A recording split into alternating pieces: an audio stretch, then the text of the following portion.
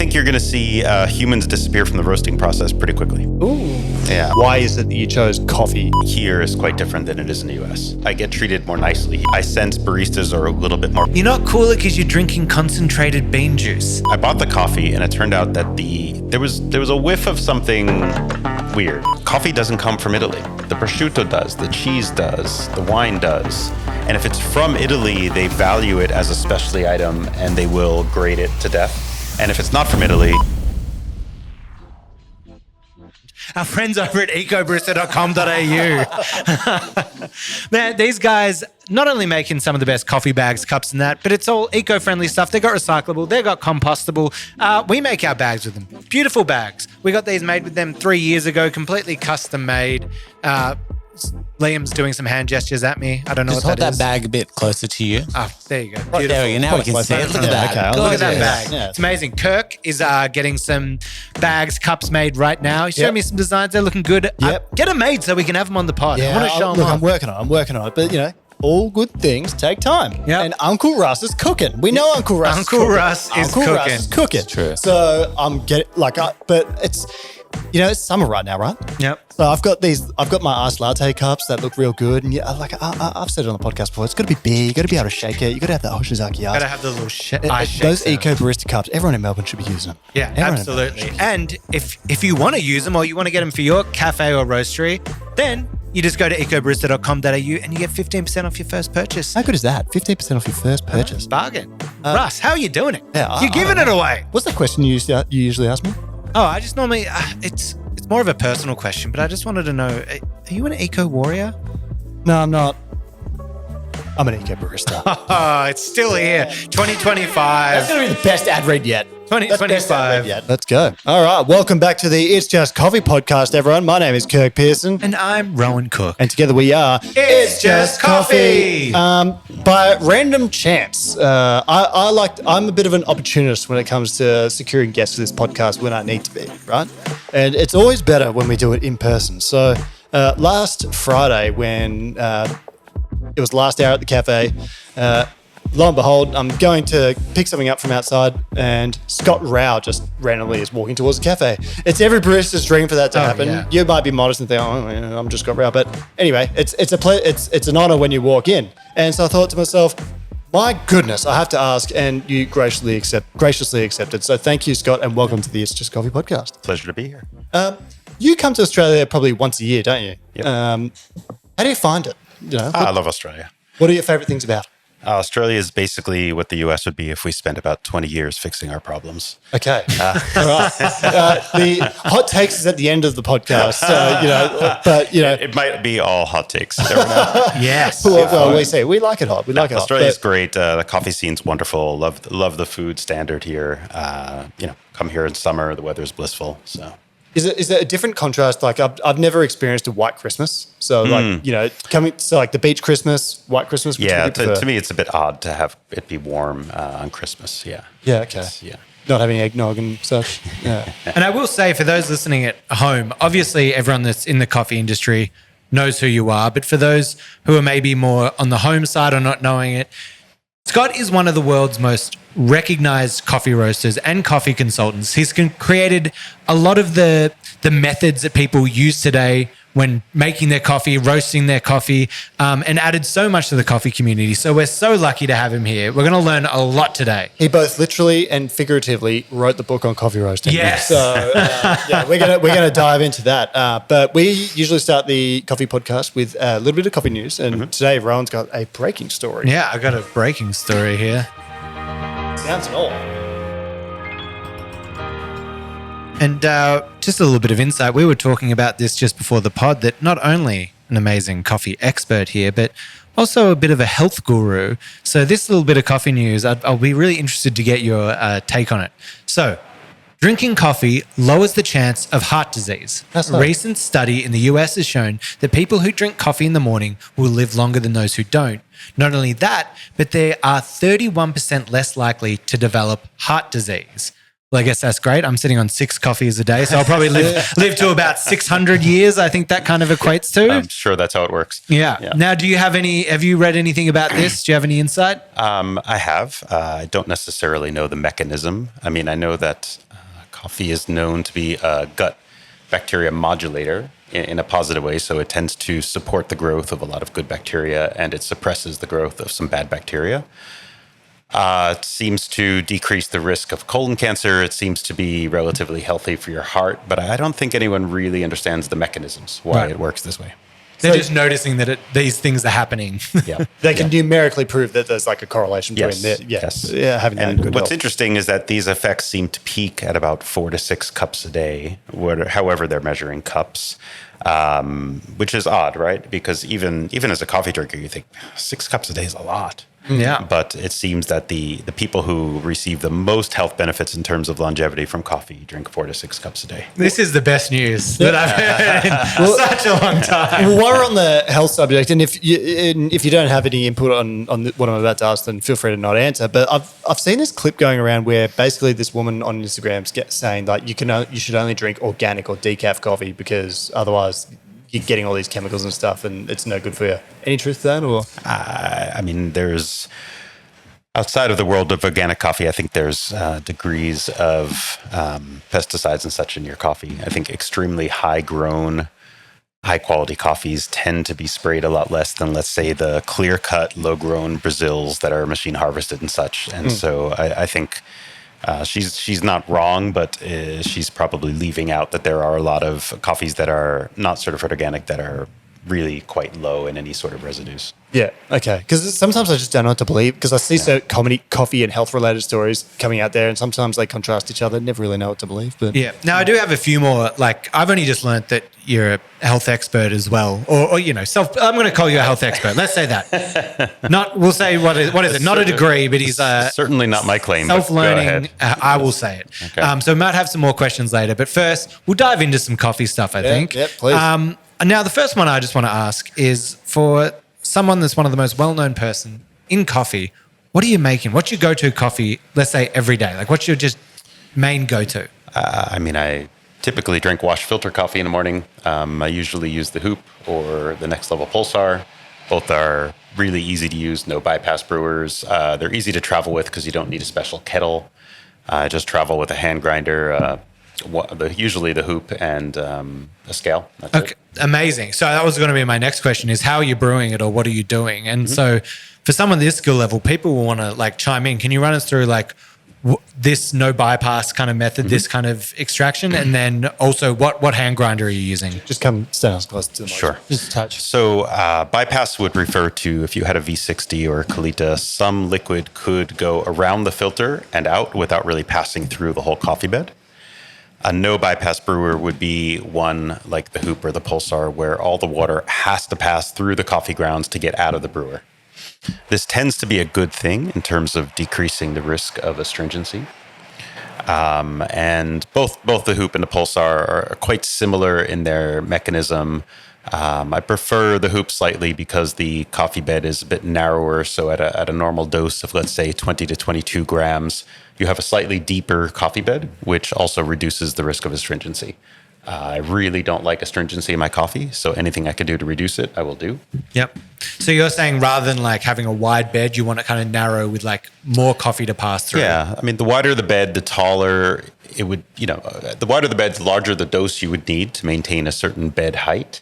And if the bed is very shallow, what happens is the channels that let the astringent particles out of the coffee bed, more of those channels will reach the bottom of the bed and then will potentially let astringent particles out. Right. So if you have a deeper coffee bed, a lot of those channels will dead end or sort of cul-de-sac at a more denser spot in the coffee bed. And so they won't necessarily have much negative effect on the brew.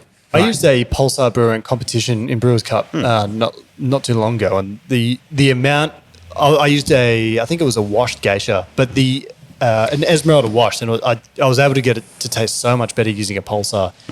I do struggle to use it in the cafe though, because it's like between brews it's a little bit difficult to clean, like to make sure it's like 100% clean, but it's a wonderful brewer. It's an absolutely Well, wonderful maybe I'll bring you a hoop to the cafe and we can try that because it's quite a bit narrower than the Pulsar. So a 20-gram dose will give you slightly better results than the Pulsar. The Pulsar is really probably optimized at 30 grams or more. Which is probably more than you want to use at the cafe. That's a lot of coffee that you would make with something like that. But let's get into the main better questions that we have for you. And firstly, I want to start with you're someone that I've looked up to for a long time, but I really want to know why is it that you chose coffee as your kind of main vocation? As a kid, I thought I would open restaurants. I was really fascinated with the food industry. Always wanted to own my own business. I was the kind of kid in grade school and high school who was always hatching schemes to make money. And selling candy bars out of your locker? Basically, yes. And I had a tutoring business through high school, stuff like that. And I sold illegal Zippos in my school and out of the lighters outside of my locker. That's how I did it. Exactly. So, and then I really didn't like coffee, though, when I was a teenager. And arguably, I never had a good one. Right, there wasn't much good coffee back then, and everything I'd ever tasted was quite burnt or unpleasant in some way, maybe instant coffee and such. And when I was about 20 or 21, I tried a coffee from a new shop around the corner from where I lived when I went to university, and I loved it, and I was really surprised. I didn't even know I could like coffee, and it was delicious. So I went from not liking it at all to thinking, oh, it can be delicious. And that guy, his name is James. He's still a dear friend. He became a mentor to me. And at that point, I realized, I really loved going to coffee shops. I didn't really like coffee much. But then once I found his coffee and realized that he was doing something special, that got me excited about opening a coffee shop instead of a restaurant. Do you recall what that coffee was? I do. Funny enough, it was Sumatra. No, it was a Java Blawan Estate was the first cup I had there. It was a wash coffee. And then I was working at a pizza shop. My boss had brought me a cup of coffee. And I was like, wow, I like this. So I took a break and I went down to the coffee shop and I met James. And I said, wow, Rob brought me this cup of Java. I thought I didn't like coffee, but it was delicious. And then he gave me another cup and he said, oh, this is a different coffee. And I was like, no. 21 years, never had a good coffee. And now you already changed it. He says, he laughed at me. He's like, this one's on me. Just try it. And it was a Sumatra, which, to be honest, I may not like so much these days. But it was also quite a bit better than anything else I'd ever had. And I thought, okay, this guy knows something. It's amazing how you can have that moment sometimes as well. I think the biggest clear moment for me was when Ben Morrow made me a cappuccino. So Ben Morrow, very well-known barista from St. Ali, now at Manhattan, has his own business called Manhattan Coffee Roasters. But he made me a coffee that was just like, well shit, this changes the game. Like I was like, I'm chasing this forever. I don't know if I've ever had a milk coffee quite so good to this day. Did you have a similar moment, Rowan?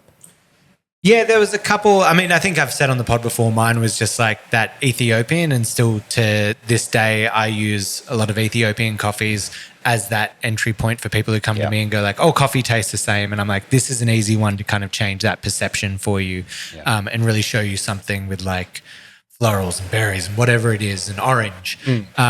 So that was kind of my first one kind of coming in. And that was probably, I'd gotten into coffee and espresso and milk-based drinks, but coming into the specialty world, it might have been back in the 3 bags full day that it was having the Ethiopian there. I'm going to do my Anyhauser. This is where I segue onto the next question. But you had your first cafe in Massachusetts, so Boston, capital of Massachusetts. I've read some of your books and it brushed me up. It was quite a few years ago, but did you have some controversy around one of your cafes? Like you had some... Yeah, so the first cafe I opened was in 1994. I was 22 years old. Year I was born. Yeah. Thank you. You look great. Thanks. I was 22. There's no filter on this guy. Sorry, just like the coffee. During the first year I was open, I started roasting coffee, and I started getting these phone calls. People just yelling at me on the phone and then hanging up the phone, but not really having a conversation. And I tried to stop them and say, what's the problem exactly? What can I do to accommodate you? And they just would say things like, I just want you out of business. And they'd hang up the phone. And turned out that they were unhappy with the smell of the roasting, which I didn't fight them about. I mean, roasting is not the most pleasant smell. And I would try to accommodate them. I'd say, can I roast at night? Can I roast on the weekends? And they would just always say the same thing. We just want you out of business. There was a bit of, I was an outsider in a small town. There was a bit of that whole hazing sort of, we just don't want you here kind of thing. And then the health inspector from the town came and was yelling at me in a very kind of aggressive, inappropriate way. And the board of health had this kind of illegal fake meeting in the basement of the community center of the town at like 9 o'clock at night on a weekday. And one of the people who was complaining told me about it. And of course, I knew this was some kind of weird setup. And I went there and they insulted me. They lied about their powers to shut down my business. And I really thought I lost my business. I really thought this was the end. And I didn't sleep at all that night. The next morning, I called an attorney. The attorney said, there's a due process. They can't just do that. You have time. It takes months for them to do what they say they can do. And then when I saw the people who were at the meeting, they all denied the meeting ever happened. It was very kind of movie-esque. What meeting? This is some small town stuff right here. Small town gaslighting BS going on, right? Yeah. But they made a huge mistake by having that meeting because they showed their cards. I knew what I was up against. I knew it was very serious. I may not have taken it so seriously otherwise. But then they had an official version of the meeting that never happened, and they had to announce that to the public. And when that meeting came around, I had an attorney. I had a friend's dad who was an expert in industrial air quality issues. And one of my customers convinced me to write a letter and give it to all the it was a university town, to give it to all the non-students who were customers of mine. And sure enough, the meeting came around and hundreds of people came. And these people were pissed because this wasn't the first time that these people in this town had sort of tried to abuse or get rid of a new business. And they were really in the way of having a vibrant town. And these people basically walked in. I remember. NIMBYs. What's that? NIMBYs. Yeah. Not in my backyard. Yeah. I remember one guy, this guy, Fred, who was a friend of mine. He was this very large, intimidating Native American policeman from a town next door. And he walked in, he patted me on the shoulder. He's like, "Don't worry about it. Those people aren't getting out of here till we get our way." I was like, okay. That is the biggest U-turn on the story I could have possibly imagined. Because I loosely remember the story, but that is just the ultimate, the town came to bat for you. That's awesome. It was amazing. I mean, because I really felt so unwelcome in this town. Yeah. And you're so young. Yeah. Oh God, I was stressed out. But I was also like a very feisty 22-year-old man. I grew up in New York City, and I had a very much an FU attitude to people who mess with me. Like the board of health guy would come and I'd be like, "F you," I was just, these people were to me unethical. And that's interesting you say that, because my girlfriend just got back from New York and she's like, there's just a grit in New York that it's unlike any other city. I haven't been there, so I don't Where understand. in New York were you from? Brooklyn. Oh, yeah. Okay. Yeah. So, Grew up with the grit. Yeah. So anyway, long story short, the three complainers got kicked out of the meeting because they kept misbehaving, and now the newspapers were there, the lawyers were there, hundreds of people were there to witness it, and then it was basically me and the Board of Health, and their job was to negotiate. And I had already spent $30,000 on some equipment to clean the air from the roasting, but it didn't work that well. And I offered to purchase another machine that was another $30,000, and ultimately, we had our way because they couldn't say no, and it all resolved itself eventually. oh my God, yeah.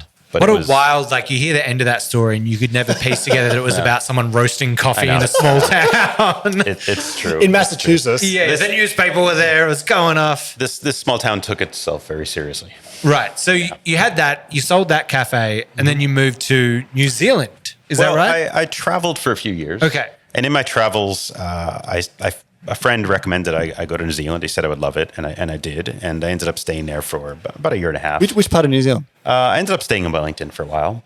And I'd visited Australia as well on that trip, and really liked the coffee culture. I felt that U.S. was always a filter coffee dominated culture until then, and Australia, New Zealand, obviously espresso, milk-based beverages, and I learned a lot. It was great. It was inspiring to see that milk beverages had evolved so much further here than they had in the U.S.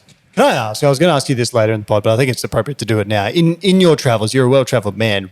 What are your top 3 coffee cities in the world? And if you could, and we'll make a reel out of this, so if you could just face the camera and say, my top 3 cities are.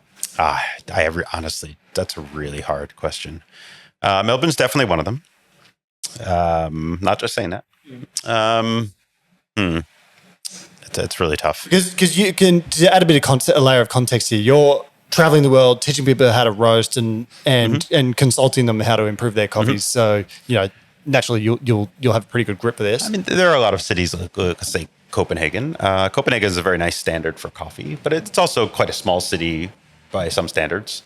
And you can definitely get really good coffee in Copenhagen. But as far as, just a place like Melbourne just has an insane number of good coffee places. I wish it was a little bit tilted toward, say, high quality green filter coffee, but overall, I mean, you can get reliably decent coffee here. Same thing with Sydney. Yeah, it's just such big espresso culture. Yeah. So what were you going to say? I was going to say, we just had Matt on the pod, and his hot take was that he thinks Tokyo or Japan has overtaken Australia as the best coffee in the world. It could be. I mean, I was about to say, I've never been to Tokyo. Okay. I went to Seoul once for 2 days. I haven't spent much time in China. So, I mean, who knows? I mean, You've never been to Tokyo? No. Oh, wow. You would love it. And I'm sure, you'll have a great time. And I would add to my list that Seoul's probably in the top 3 for me. Yeah. When I was in Seoul, I thought that was unbelievable. Places like Center Coffee, Fritz. So I don't feel quite qualified to say what the best 3 are because so many places I haven't been. Well, sorry, were you going to say I was just going to elaborate on the living in New Zealand. What was the coffee experience like there? Like, because what would be the most famous? I mean, Old Press is super famous coming out of New Zealand, right? They've had a huge influence across. What was your experience like? I was mostly in Wellington, and Wellington's a lot like Melbourne in a sense. It's just cafes everywhere. Yeah. Right. And filter coffee really wasn't a thing back then, but most of the influence I took away from it was the milk texturing was much better than what you find in the US. The beverages were smaller. US beverages tend to be so large, and thankfully that's changing a bit. But the smaller beverages put things in better balance. Just the end result was much better. I want to get into sort of the coffee roasting space now. And can I start by just asking you, like, what's your loose definition for what coffee roasting really is? Like, well, I mean, green coffee. Coffee is the seed of a fruit. Every coffee cherry, as we call it, has typically 2 seeds in it. And they need to be roasted to have the characteristic flavors that we think of as coffee. I mean, you could conceivably grind and steep green coffee. It's just not that pleasant. tastes like rice or something. Yeah. And you have to cook it. So what is coffee roasting? It's heating them, to the point where they're brown and toasty, right? That's a lot more simple and concise than I thought it'd be. I thought it'd be like words like Maillard reaction flying around there and all sorts of things. But you did well. And so there's different ways. There's different mechanisms for roasting coffee as well, right? So like I've done your roasting seminar previously a couple of years back and learned a lot. So there's drum roasters, roasters that run off. Get my words stuck up here. So there's gas roasters, infrared roasters, air roasters. Like there's many different ways to do it. Sure. So like give our listener like an introduction to coffee roasting, if you would. Sure. So the most common technology over the years has been a gas drum roaster, where there's a flame directly under the drum. The drum is a cylinder on its side, a bit like your clothes dryer at home. And the flame is both directly heating the drum surface as well as heating the air that gets sucked through the drum using an exhaust fan. So you have a combination of conduction, which is heating through direct contact between the beans and the drum surface, and convection, which is heating via the gas passing through the bed of coffee beans. That works great. No problem, really. Air roasting, where you have, let's say, a fluid bed, which is typically this just empty box, which has hot air that gets pushed through the bed of coffee beans, and they fluidize, they rotate in this way where they're just sort of lofted, a lot like an air popcorn popper. That's a very efficient way to roast coffee as well. And air roasting, in theory, is better than drum roasting in certain ways, because in drum roasting, you have this conduction.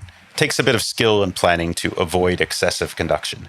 Now, if you want really light roast coffee that's developed well in the center and not much in the way of roasty flavor, and you want to optimize flavor clarity, then you would either want an air roaster or you would want to use a drum roaster very carefully.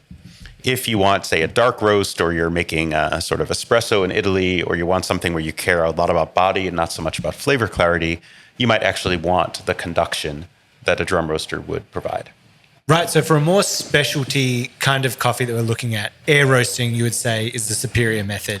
It can be. So the biggest hindrance, the reason why not everyone's using an air roaster until now, there just haven't been that many good air roasting machines out there. It's one of those things for decades. I mean, since I've been born, people know air roasting works really well. It just hasn't been something that's been on offer with a lot of good options. Right. So you think that could be maybe a place for a lot of innovation and excelling? It's happening. It's happening. It's being made. I mean, Loring, I don't. Forgive me if I don't know. Maybe they began 18 or 20 years ago. Loring has definitely had a huge impact on the industry. Civets, who had patented the fluid bed roaster about 40, 50 years ago, he died 8-10 years ago, and his company recently got bought by another guy named Michael, who is trying to revive it and bring back the fluid bed. At Prodigal, we use a machine called IMF, which is a lot like a Loring in the sense that there's recirculation, and it's an air roaster with a drum that is simply there to make sure that the beans rotate evenly. And there's several other air roasters on the market now. So that also brings me up. You said that, imagine the roaster like your washing machine at home. Pitching a business idea to you here. Me and you mod my washing machine at home, turn it into a roaster, start a roastery called Washed Coffee Only. Good. All right, done. Or yes, he's in. He's in. using the dry process. The dryer above, the dry process. That's your competing roastery down the road. It's like my best singer I've ever done on the show. That's my claim to fame. So, in saying that though, coffee roasting, interesting thing. You obviously started so long ago. One of our listeners listening in today is like, I want to get into coffee roasting 2025. Is there any advice you'd have for them? Is there anything different? Yeah. So I get this question often.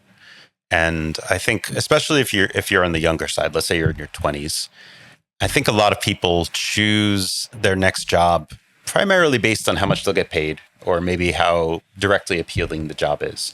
But if your goal is long-term to be extremely successful at something, forget how much money you're going to make. Forget how appealing the job is. Go work for the most competent person that you possibly can so that you can learn from them, right? Who cares whether you're going to make X or X plus $4 an hour or something like that? Go get the experience, right? I don't hire and train roasters, but I mean, if you came and worked for me as a roaster, effectively you should be paying me because you'd be learning so much, and that would give you, so much value in your future, right? Yep. Especially if you face the market, if you would. I couldn't agree with you more. And I was like, that was some of my early advice I think I gave on this pod when I was talking about working in coffee. I was like, there was a place that I worked for 3 years and thought you become the head coffee person there. You think you know everything. Then I go somewhere a little bit better. And in 6 months, I'd learned 10 times what I'd learned that entire time. Yeah. Then I went somewhere even better. And then in 2 days, I'd learnt more because they were so good compared to the other ones. So finding that right place and that knowledge is just invaluable. Can I ask, what's probably the most misunderstood thing about coffee roasting? Like if you're about the job itself, because I always think to myself, well, I say to a lot of people, one thing I learned about doing a coffee roasting class with Craig Simon, so I did one with Craig Simon, great roaster. But I think the thing I learned most of it is that I never want to be a coffee roaster because the job's I realized the job's not for me. I couldn't handle myself as a coffee roaster. Roasting, and I think this is what you're referring to, roasting is repetitious and monotonous. Yeah. And you stand there, you lift the beans up, you watch them, you do a bunch of tasks, you're a machine. You do this thing over and over and over. And for some people, that's awesome. And for some people, it's the worst thing in the world.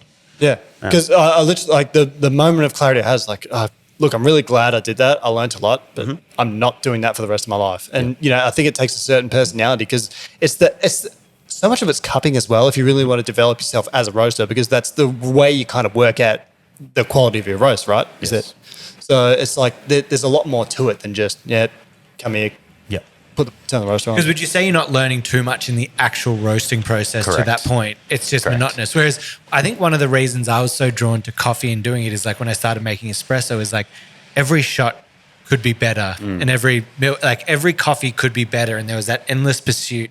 Like on the next one, I'm going to do this. I reckon I let too much air in that time in the milk. I'm going to adjust myself this way. And I think that's why I liked it, because it was constant self-improvement. But if you're standing in front of the screen, it's like, I'm just trying to hit the same thing each time. Maybe that would be a bit harder to kind of knuckle through mentally, or for different personality types. Yeah, absolutely. Rowan, this next question I'm going to actually save for later, so I'm skipping one. So I want to ask you, so what are the best resources out there later what are the best resources out there now for someone who currently is a roaster that wants to learn more? Okay, well, self-serving as it is, I mean, I put out books for a reason. We acknowledge you if wrote you're the an book. experienced roaster, the Coffee Roasting Best Practices is the best book out there. Ditto for seminars. I think talking with and cupping with experienced roasters, experienced green buyers is critical.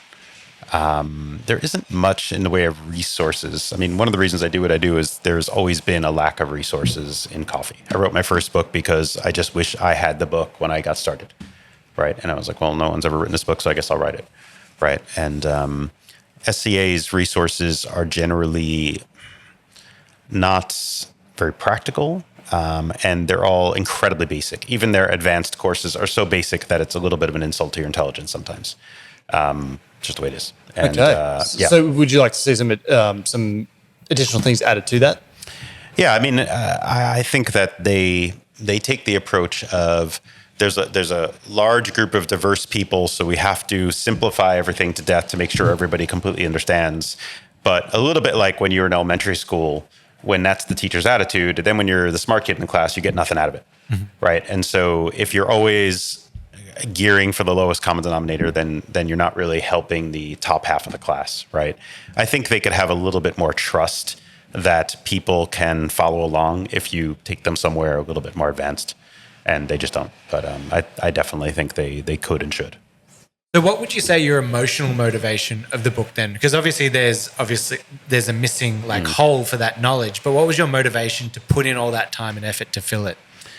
I know this sounds silly and I can't quite explain it, but I really care about making coffee better. Yeah. It's one of those things that when you care about something, when you do something, you begin to have this almost aesthetic preference for it to be done well.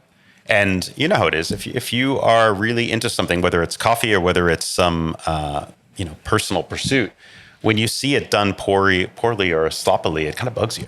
Yeah, right. Like when you walk down the street with a graphic designer and they're seeing logos up on the top. You're also kind of damaging, the experience for someone else as well. Like, there's plenty of good people out there, but you damage their reputation by kind of doing a bad job of it, in my opinion. So that might be just my take, but. I know there's so many pieces to this, right? To me, making coffee well is very respectful of the people who produce the coffee. It's respectful of the customers who are paying for the coffee. That's something that in all of the online chatter about, my life as a barista is so hard and this, that, like almost no one has any respect for the customer. No one ever talks about that. Like hospitality, like the people who are spending their money. So what does that respect look like to you? It looks like working efficiently, having a sense of urgency, caring about the quality, listening to what they want rather than imposing what you think they should want, and respecting it, because there are going to be people who aren't as picky as you or I, or don't quite have quite the same quality standard, but what they like is what they like. Just if that's what they want, do your best to give them the best version of that. Well, this is an interesting thing you bring up, and I've been harping on about this lately a lot, and within the context of like all these articles saying that coffee's going to cost so much soon, and you and I even discussed it last week, and I'm really mad because it's bullshit. But what one of the elements of it that really pisses me off is that it's like coffee shops in Melbourne actually enjoy a really good relationship with our customers, like collectively. It's part of the social fabric of this city, and and I kind of get where you're coming from. It's like. What annoys me so much about it is because you're kind of pissing someone off to the point where, like, well, hang on, that's the part of their life they really enjoy, and you kind of make something up and, potentially deterring them from wanting to go and do it. And I guess maybe you're coming from the same vein.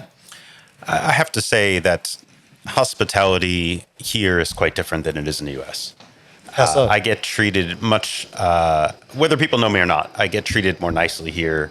I sense baristas are a little bit more focused on what they're doing. They're a little bit less focused on themselves here. In the US, there's a little bit more like, I hate my job. I'm resentful that I have to work so hard. That kind of attitude has crept into US hospitality in a way it hasn't quite crept into Australian. And so I do see it. I do see the lovely relationship between the customers and the baristas here in cafes. And it's, I wish we had that in the US. We don't have enough of it. And that's why I think it's something worth fighting for. But back to coffee roasting.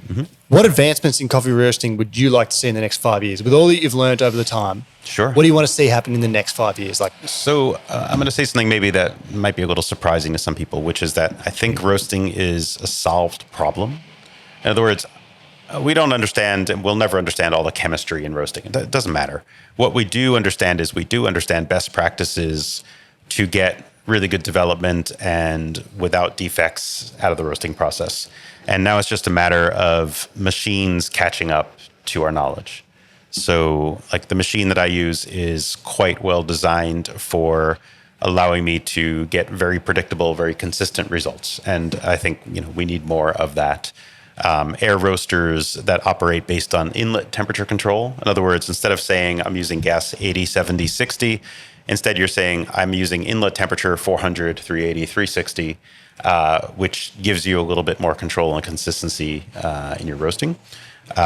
So what I want to see is I want to see more automation. I want to see more machines that are designed properly for optimized quality, development, consistency. And it is happening slowly, but the progress is a funny thing where it seems to, it's sort of like someone says something that the future is already here, it's just unevenly distributed, right? And we know what we need to do, and some companies are going there, some aren't, and it just feels like some companies are operating with an attitude from 40 years ago, and some companies are very forward-thinking, and hopefully, more and more companies will embrace automation and the things that will make roasting better. Now, would you think that is coffee necessarily what you're passionate about, or is it what you're good at? Because on your website, it says that you love Sencha green tea more than you like coffee. What's going on there, And now Scott? we're talking about wellness and that kind of thing. So I would just say that coffee is one of many interests I have.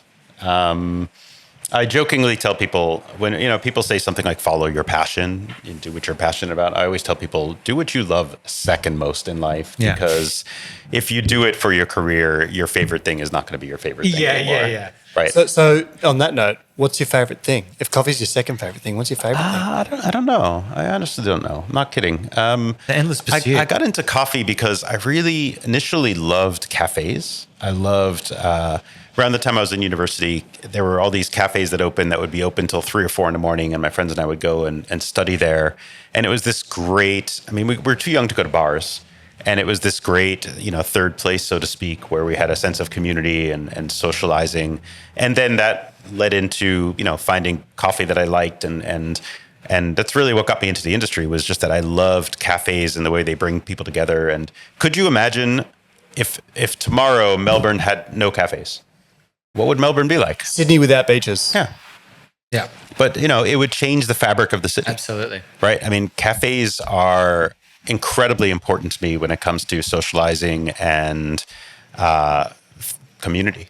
And that's actually the part of coffee I love the most. It's not the roasting, it's not the cupping. Those things are great, but it's really what coffee and cafes do for a community, for giving people a sense of place and a sense of belonging. We actually discussed this in the last podcast with Matt talking about AI, and we spoke about, and we did with Sonam as well, that the skill of being able to make coffee in the future manually might actually be more valuable than it ever has been, because in a world where sort of technology is in abundance and there's a post-scarcity world, Matt called it, how do you get enjoyment? And I think the human experience will sort of matter so much more in a context like that. And I think that's kind of this, to summarize what you just said you love most about cafes, I think that will it'll age really well in time. Do you agree with that? It could. I definitely see a world where there's a lot more technology, a lot more, about Luckin, the Chinese company. Yeah. Everything's so automated, right? There'll be a lot of that for sure. And it might be that we go to that quirky place where there's a guy with a lever machine. Charles Babinski. And it's exactly like Charles, and it's a high-end experience because it's sort of this novelty, and it's understood that it's a high-maintenance thing. But I love the word novelty in that. Getting to that point. But that also may be very much in the minority. There may not be so many such places. Yeah, but even still, that would make it all the more special, right? If it's such a rare thing, that would make it even better.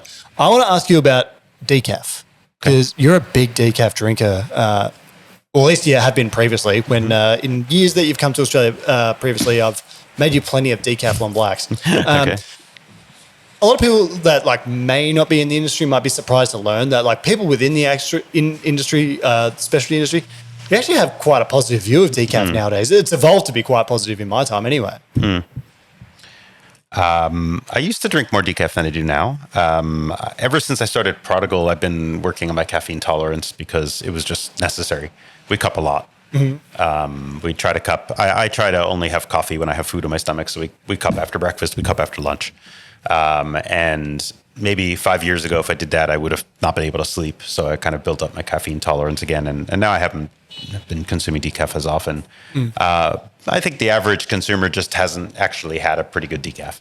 And so they just assume it's terrible. But we all know that there's pretty decent decaf out there. Yeah. And it also stems from an age, I think, when people drank coffee as fuel, not for flavor. And there was this thing of well, why would you even drink coffee if you're not getting the caffeine? That's why you're doing it. As you said, you hadn't had a good coffee until you were a certain age, Yeah. So I think now there's that stigma's carried over. And we're starting to see that slowly go away. We just had Fleur from Market Lane on, she's putting a decaf on the menu for the first time ever because she's finally found one and worked with one that she's like, this, you would not know it's decaf. Yeah. So I think that will slowly change, especially with health as well. I think, some and caffeine intolerances and all that, I think we'll see a boom of it coming up. Speaking of that kind of thing, mushrooms in coffee, collagen in coffee. The big thing is putting things in your coffee for health benefits. Now, you might say, don't put anything in your coffee. But if you were to say to put one thing in your coffee that might help you throughout the day, do you have an answer for that? That might help you throughout the day. Oh, not through the day, just in general. The only thing I know this is going to be weird. The only thing I've ever put in coffee is salt. Salt? Why is that? Because when I'm traveling internationally and I'm at some airport and it's 5 a.m. and the only thing available is Starbucks, salt makes Starbucks 10 times better. This is actually... Get rid of the bitterness. This is actually an interesting thing because I was told by Simon Gawthron, who's the founder of Apex Labs, that he actually told you to come to Project Zero last week.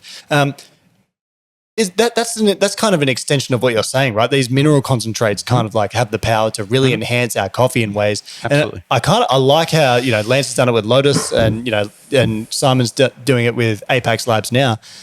I love this, and I've got them on display in our cafe, and people come up and use it all the time. And it's great. It's like seasoning your coffee. Yeah. So just quickly, finishing on that thought. So salt in your Starbucks because you have to. How does that change the cup? Okay, so it cuts bitterness tremendously. The way to use the salt, if you're at home and you have a digital scale, great. Put in 0.15 grams of salt per 100 grams of filter coffee. Assuming you don't have a scale and you're at that airport, take your Starbucks, mix it into 50-50 into 2 cups. Put a little salt in one of the cups, sip it, put a little salt, sip it until you can taste the salt. As soon as you taste the salt, stop, pour the other half back in, and now you're at the right level to cut the bitterness about 80-90%. You heard it here first. You can make Starbucks tolerable, get a little salt sachet, do a little pre-mix in the cafe, and you're on your way. Yeah. You can get your shit. You can polish a turd with a little bit of salt. You can just salt bay inside, dilute it. I actually like that. So I can go to the airport, just get some table salt, and just Yep. Okay, all right, airport hack. You're one of the most influential people in coffee. Is there one kind of technique or something that you've developed that's kind of been spread throughout the coffee community that you're most proud of or think has had the most impact? RAO Swirl. What's that? RAO Swirl. Anyone? I did not invent the swirl. Who invented the swirl? And why is it named after you? Yeah. That's a great question, but I think James invented it. James Hoffman. So way back when I wrote my second book and I was recommending people use a spoon to stir their V60s and such, and that apparently made me the devil. A lot of people were toying with variations on that to avoid what we call the high and dry grounds. And I think along the way, James was the first person to just swirl the thing to do it. And the swirl turned out to be better than stirring. But someone named it after me, it caught on, and I'm like, I never We haven't just like, screw it, I'll just roll with it. I mean, I've when somebody says it, I'm like, I didn't invent it, but I don't know what else to do. It's weird. Has James ever been like, hey, could have... Oh, we talked about it once. I was like, I don't think anyone did that before you. He's like, yeah, I think I invented it, but I don't know. What's Oh, wait, just on that, was there any other techniques or something that you've kind of... I've done a lot of little things. I don't know that there's like one thing that stands out. I mean, my whole thing throughout my career has been incremental improvement, right? So in the 90s, I noticed that when the espresso hopper got low, the grind would get effectively coarser. So I put a second hopper on top of the first hopper and set up a system so that the bottom hopper never felt any change in weight, right? I was the first person to put a timer on an espresso grinder. Oh, so really? I did that in the 90s as well. I mean, that's huge. Around the for us. around the year 2004 or something like that, I had a business partner who used to own a machine shop, and I was so frustrated that the tampers and the baskets didn't always fit the same. Mm-hmm. So I went up to him and I said, "Can you help me with this? Can we just mill our own tampers? Can we just do this?" And he's like, "Yeah, sure." So he made me a whole bunch of tampers, and he measured. I contacted my basket supplier and I said, "Send me 100 baskets and I'm going to send back half." And they're like, "Yeah, sure, no problem." And so we measured all the baskets' inner diameters. We figured out the exact gap that fit best for the tamper and the basket. And then we sent back all the baskets that were out of tolerance. And we figured out, hey, this works, because at the time, my business partner was doing barista competitions. And there was one competition where I sent him with a bunch of tampers and said, "Look, this pre-VST, the baskets weren't standardized." So I said, "Look, the baskets aren't going to be standardized, and this occasionally screws up competitors because their tamper gets stuck." So I said, "Take all these tampers, check out the 3 baskets that are in your machine or whatever, and find the tampers that fit them perfectly." And in his competition, he was the only competitor whose tamper didn't get stuck in the smallest basket. Anyway, but these are all super small things, right? I was the first person to talk about a flatbed in percolation brewing. And of course, at first people were like, "Oh, screw you, that's not important," or whatever. And then people started caring about it. And then that led to my friend Dan and I built those 3D printed spray heads for the Curtis and the Fetco, the Litmus spray head. One I've got at my cafe as well to this day. Yeah. Because, these little incremental improvements really matter, right? And I think all these things add up. Maybe each individual thing is not that big a deal. All these things add up to something where the coffee gets to another level. Well, I use this analogy pretty regularly, and I've probably already mentioned it on the podcast, but you a Breaking Bad fan? You seen Breaking Bad? Don't know much about it. Well, there's 2 meth cooks in it. There's obviously Walter White, and there's Gail So you're a Bedecker. meth cook in this analogy. Hear me out. Gail Bedecker fantasizes about Walter White because his meth's 97% pure, but Walter White's is 99%. And that 2% difference or whatever is just everything to him. He's like, "I don't know how you got there." Yeah. Is that kind of where do you kind of see it in that light as well? Yeah. I mean, I get it. Everybody, myself included, everyone has a limit where they're like, "Well, I don't care past this point." Right. And everyone's point is at a different place. And a long time ago, I was at an extreme place, and it helped me make things better. Have you ever driven yourself mad trying to achieve? Totally. How mad? I mean, in the 90s, my cafe was open 7 a.m. to midnight every day. And I worked every hour it was open. And sometimes I'd finish cleaning at 1 a.m. and I just had experiments that I could not sleep until I would do them. So I would just stay up another hour or two, do the experiment, and then do that. And I would do that for months on end. And but I was young. I once... That's regardless of being young. That's some wild time frames there. 7 a.m. to 1, 2 in the morning. Yeah, sometimes. but that was the only time that I wasn't busy, so I could actually do this thing, and no one else was around, so I could actually just focus and do it. I once opened a pop-up store that I was going to have for a few months, but it took me for 3 days. I couldn't get the coffee to taste right, and I didn't know why. And at about the 2.5 day mark, I ended up just snapping. I was with one of my friends and I couldn't get the coffee to taste good, and I had no understanding of why.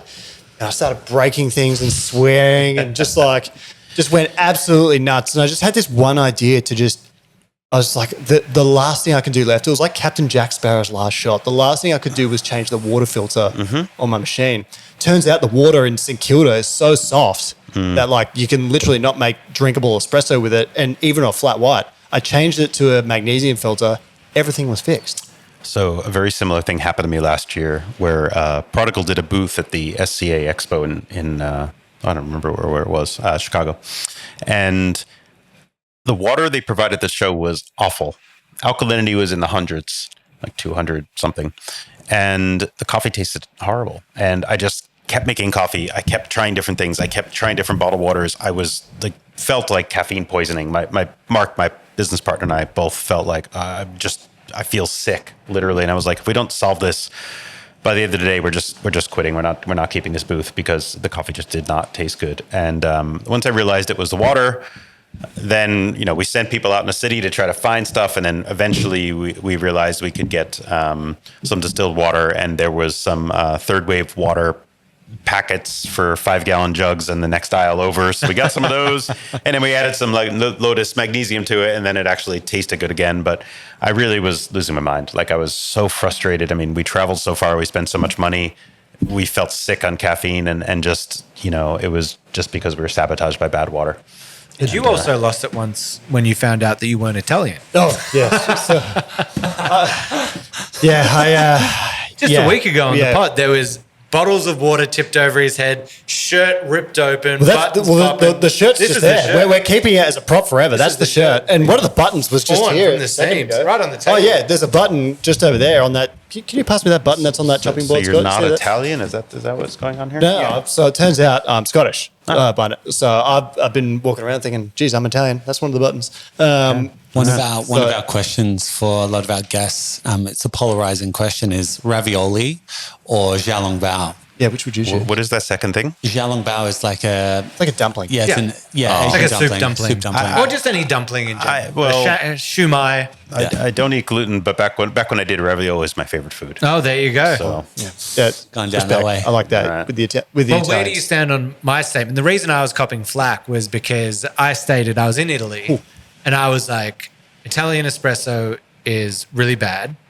And I was like, but it kind of makes sense because there's like everyone needs to be able to afford espresso. There. It needs to be like €1 on the counter. You get your stuff. So it's crappy coffee. It's dark. It doesn't taste great.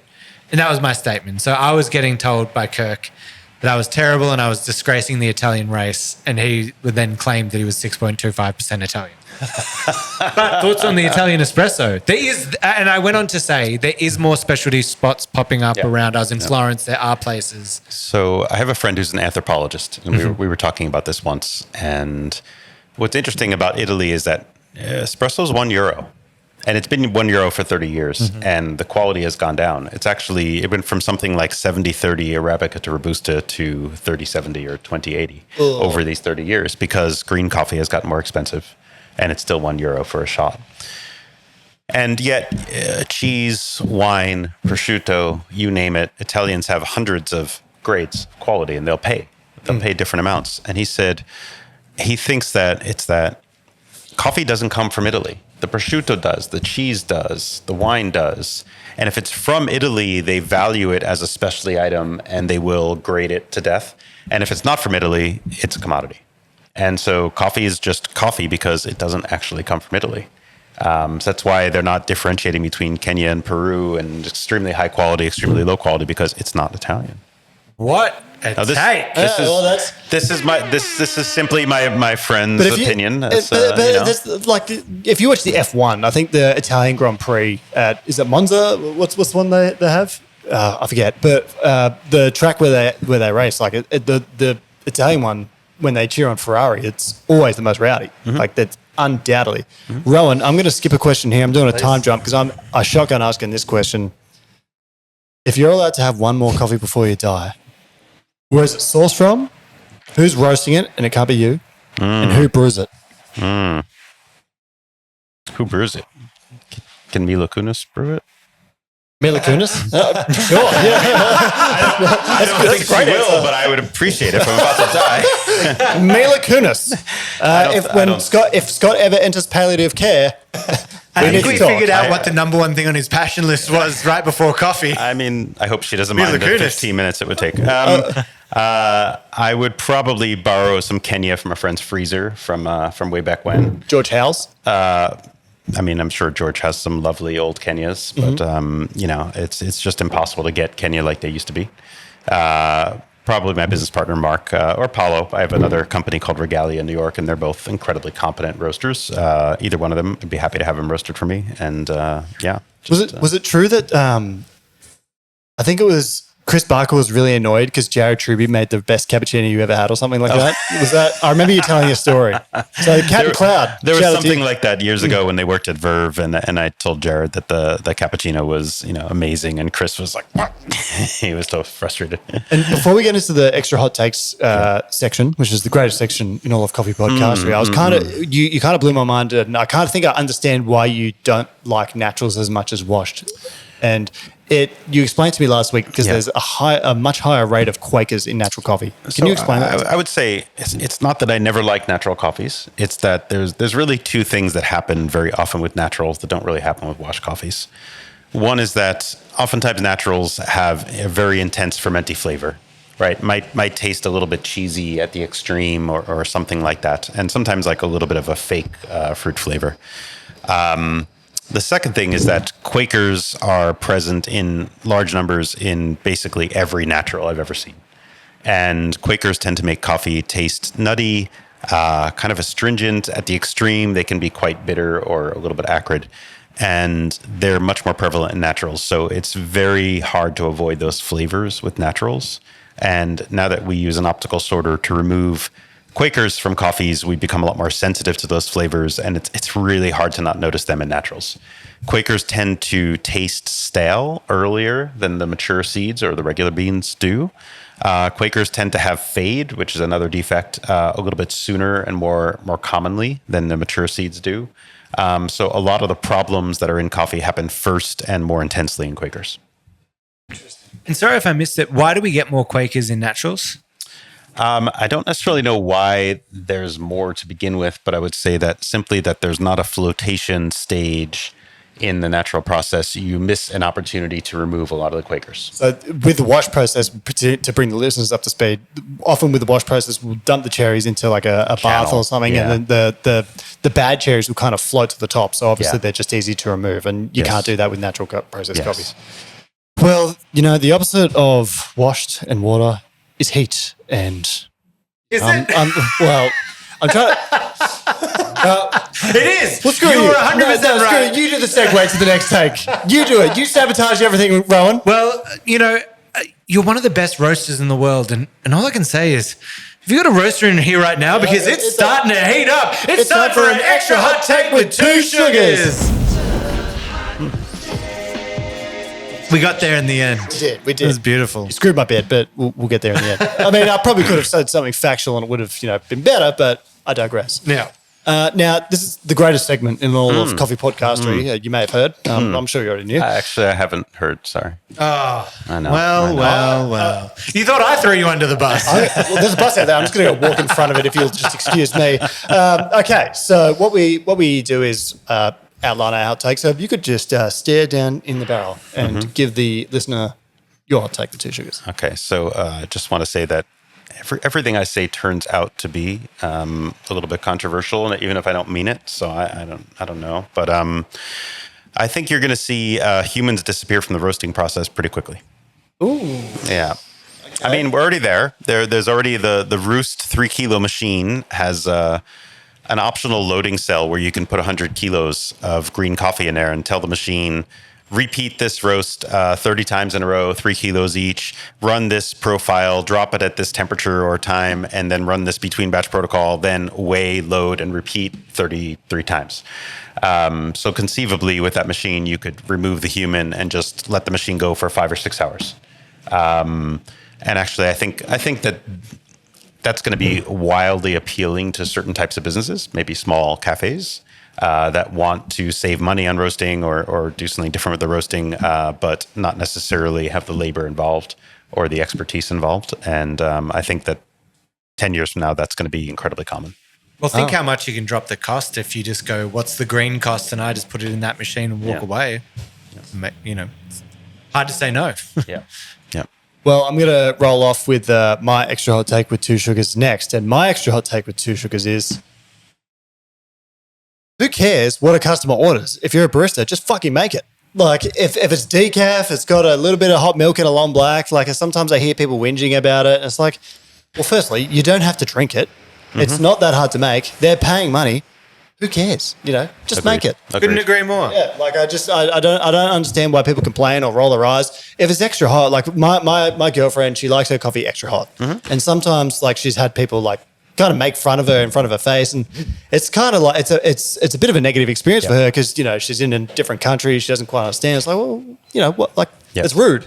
I actually feel like I took it to the opposite way. When people would order those weirder coffees, I then had it in me. I'm like, they've got a specific thing that they want. I was like, I want to make them the best version of that. So they're like, oh, finally, someone that's actually listening to me and like making what I want. Or the same thing, if someone complained about a coffee, I'd try to be like, oh, what exactly did you not like about it? And they're like, this and that. I'm like, oh, well, we serve double ristrettos here. Let me try to make you one with a single shot. Oh my God, that's so much better. There you go. We've solved it, So yeah, couldn't agree more. Yep, 100%. Yeah, the spiciest of the spice. I mean, mine kind of goes into a similar approach to yours, but my basic one is you're not cool if you drink black coffee. Stop looking down at people that are putting milk, that are having sugars in their coffee. You're not cooler because you're drinking concentrated bean juice. I sometimes say coffee can be just pure as its form, but it can also just be an ingredient in a larger drink, Mm-hmm. Yeah, well, Scott enjoyed a strawberry cheesecake flavored cappuccino last week. Oh, this is what I wanted to ask about. You're talking about how you prefer washed over naturals. How did you feel walking into the other side of the world over here with Mr. Lychee cold brew and strawberry cheesecake? How did that treat you? I'm the devil. His Italian heritage took him there, Yeah. It was an adventure. Yeah, it was interesting. I mean, that one, the peachy one that you put in the milk. The Lamington. Yeah, that was quite nice. Yeah. Yeah. Well, I mean, we got Scott to say something nice about co-ferment coffee. I think we achieved something in this podcast. If you were to do a co-ferment, where is it going wrong and what would you do? How would you do it? So here's what I don't know about co-ferment is, has anybody ever taken a coffee that tastes delicious on its own and then did a light co-ferment with it? Right? Because usually it's a little bit lower quality variety that a producer is trying to enhance and get more money for. So has anybody ever taken, say, like an 87 plus geisha and co-fermented it? And if so, maybe it tastes delicious, right? Maybe because most co-ferments are built on coffees that were kind of mediocre to begin with, like maybe starting out with a better raw material, there could be something amazing there. I believe CoffeeNet does do a co-ferment geisha. Don't know if it was like 87 points and then... Right. And you all said light co-ferment, right? Like, so just I think it's subtly just generally a bit overdone. Yeah. I mean, that's my biggest complaint about co-ferments is that it's a little bit too much in your face sometimes. I had a coffee that it turned out, I bought the coffee and it turned out that there was a whiff of something weird in it that shouldn't have been there. And it turned out that the same barrels had been used previously for a co-ferment. In other words, this coffee wasn't a co-ferment, but there was a taint from the barrel. And actually, it was quite delicious because there was just a little whiff. You know, when something goes from a bug to a feature, in a sense, right? I mean, if there's too much of it, it's a bug. It's overwhelming. But there was that little whiff of, the little je ne sais quoi of like, oh, what is that? What is that? What is that? And what's je ne sais quoi? It's like in French, it's like... Come on, Frenchie. Yeah. It means like technically like I don't know what, Yeah. But it's like this elusive flavor that was really interesting, but it was so subtle. I like how it kind of happened by mistake as well. Yeah. So it's like you won't really be able to repeat it. Right. Maybe. Or, maybe you can just use that same barrel again and again. Or someone will figure out how to do it at that level intentionally. I mean, they're doing it with alcohol with all the different barrels. Like, learn that, like, kind of flavor taint coming, like different whiskey barrels and all this kind of stuff. So, I mean, it could be a method going forward. Does that bring us to the end of today's podcast? Well, I believe it does because you've got places to be, Scott, and we really appreciate you coming on, and I appreciate you sort of saying yes because I was just straight up in your face. I was like, Scott, you want to come on the podcast? And you're like, yeah, sure. And so and lo and behold, here you are. So it's always great having you in Australia, and we wanted to take advantage of obviously you being here. But thanks so much again for coming on and enlightening the listeners on coffee roasting, and best of luck with the rest of your trip. So you've got some classes to teach, and look forward to seeing more of what you got in the future. And by the way, the prodigal coffee that you served on the weekend was absolutely delicious. Thank you so much. Glad to hear it. Yeah, thank you so much for coming by. I appreciate it. And I also want to finish the pod on just haven't done it in a while. Little shout out to Kirk. Just say Project Zero Coffee, making some of the best coffee in the city. It's not only that, it's the care there that's put into it, both behind the scenes and during service there. So you're always going to get an amazing product. Make sure to go down to Project Zero Coffee if you get a chance. It's great stuff. Oh, thank you, Rao. Yeah, you're welcome. And you can order some coffee from Scott as well. So getprodigalcoffee.com. Is it what's the website? Yep. Getprodigalcoffee.com. Getprodigal.com. Absolutely delicious. All right. So thank you so much, Scott. Yep. And reach out to us if you need. hello@itsjustcoffeepod.com. Send us your question. Let us know if you want to send us some coffee for us to taste live on the pod. We want to give as many local kind of roasters a shout out and give them the airtime that they deserve. And that kind of wraps us up for the week here. I'm Rowan Cook. I'm Kirk Pearson. And it's just coffee.